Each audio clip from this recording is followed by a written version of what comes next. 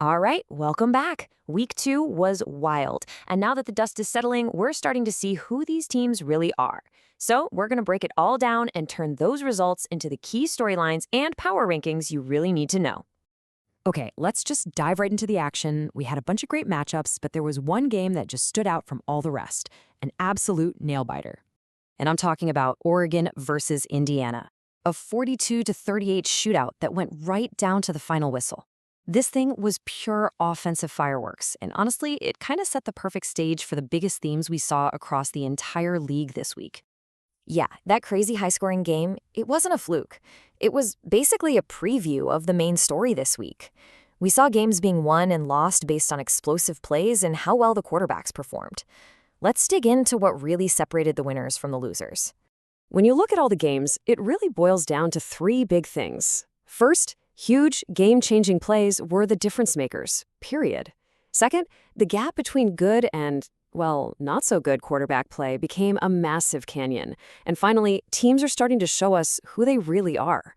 They're building real, distinct identities.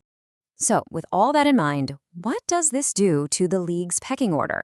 Well, after just 2 weeks of football, a pretty clear power structure is already starting to take shape. The top of the league is really breaking down into three distinct groups.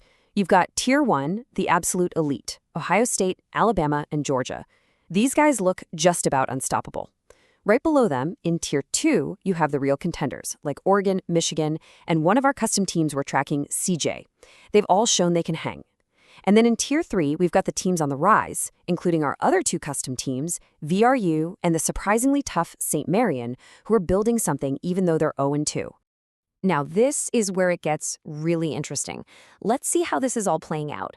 We're going to put two of those undefeated custom teams under the microscope because they're winning in completely different but equally effective ways. So first up is VRU, and they are the textbook definition of a balanced team. I mean, just look at how the production is spread out. Their quarterback, Jay Bowers, is just solid and efficient. The running back is contributing. And yeah, we're only showing the top receiver with 81 yards, but the key is that everyone else is chipping in too. They don't have to rely on one guy to go off. They just grind you down as a complete unit. And then on the complete other end of the spectrum, you've got CJ. This is the explosive team. They are all about the big play, built around a superstar receiver in A. Lowery who's averaging over 20 yards a catch. But here's what makes them so dangerous. It's not just him. With three other guys also getting over 50 yards, you can't just double-team the star. This offense can hit you from anywhere at any time. And this just lays it out perfectly, right? You've got two clear paths to being undefeated. On one side, there's VRU's methodical, controlled, and just complete approach. And on the other, you have CJ's raw, explosive firepower that can put points on the board from anywhere. Two totally different philosophies, but both are getting the job done. Okay, so we've seen what's working. But sometimes the best way to really understand a winning formula is to take a look at the teams that are still trying to figure it all out. And that brings us to House of Henry. That 48-14 loss they took against Alabama, it wasn't just a loss. It was a complete reality check that exposed some really deep problems with this team's whole identity. If you want to know what went wrong in that game, you don't need some complex film breakdown. You only need to look at one single devastating number: 4. 4 interceptions thrown by quarterback K. Nobles. I mean, you just can't win like that. The analysis is simple, it's brutal, but it's dead on. That's the game right there. You can't turn the ball over 4 times against a team like Alabama and even hope to stay on the same field. But look, this loss points to way bigger issues than just one bad day for the QB.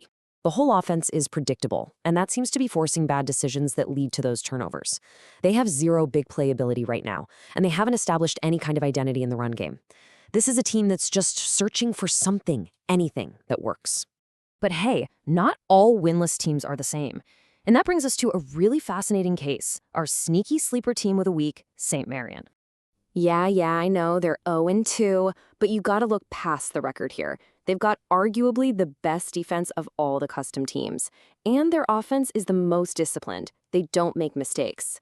Sure, they're not explosive, but they went toe-to-toe and were competitive in a 21-6 loss against an elite Ohio State team. This isn't a team in trouble. This is a team that's building something. So after we put all these pieces together, The big plays, the QB performances, and these emerging identities. Let's take a look at how the four custom teams are stacking up against each other right now. You can see a clear hierarchy is already forming. VRU's balanced do-it-all profile gets them the top spot for now. CJ's insane offensive firepower has them right behind at number 2. And St. Marian's tough, disciplined identity puts them ahead of the struggling House of Henry, even without a win. And so this leaves us with the critical question that's probably going to define the rest of the season. We're seeing two very clear paths to winning from our top teams. So as these identities get stronger, which style is going to be the one that takes home a championship? Disciplined balance or just electrifying big plays? That's the story to watch.